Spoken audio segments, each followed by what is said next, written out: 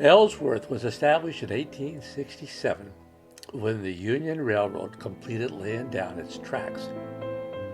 The settlement grew quickly to a population of 2,000. Businesses rushed in to accommodate Ellsworth's needs. By the use of newspaper advertisements, the cattle drovers started to drive their herds to Ellsworth.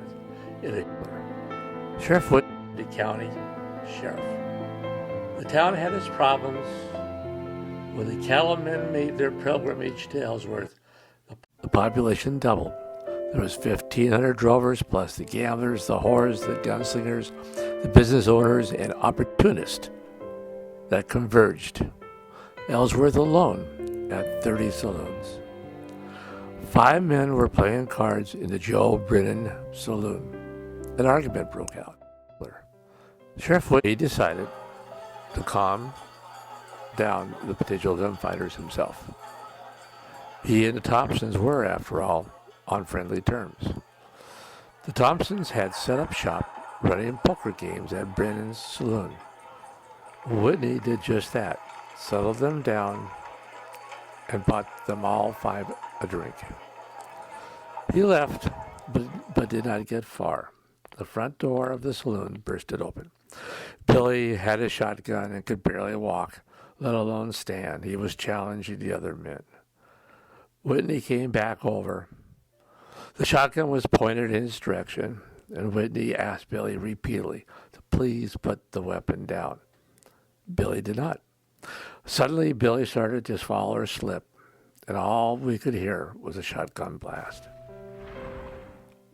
Whitney was mortally wounded.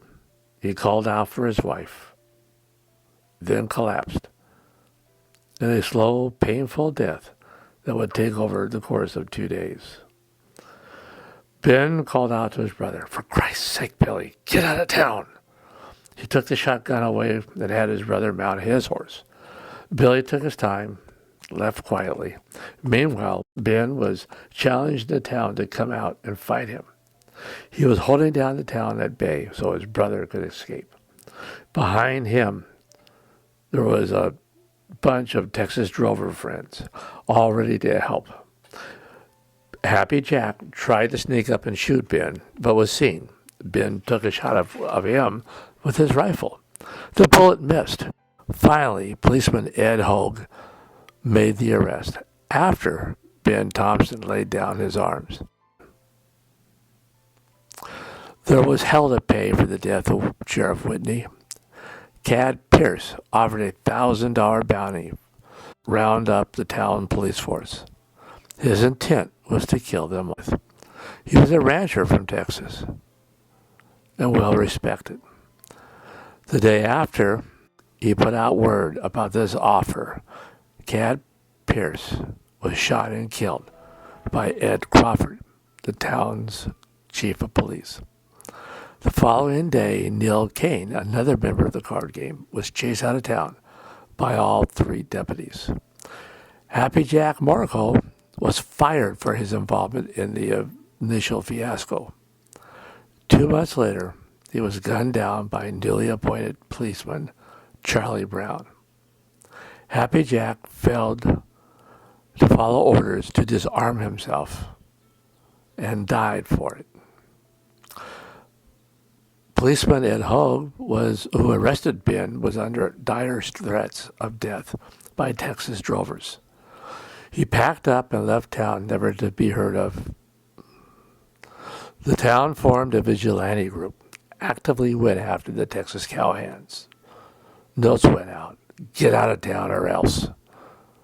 Months later, in 1883, after the death of Sheriff Whitney, Ed Crawford, the chief of police who killed Cad Pierce, who had ignored all the threats against his life while entering a brothel, was shot and killed. Many believe it was done by the brother-in-law of Pierce. This is but one story, and a horrific Sheriff Whitney of Ellesworth, Kansas, named then and still remembered by historians as the wickedest cow town in Kansas.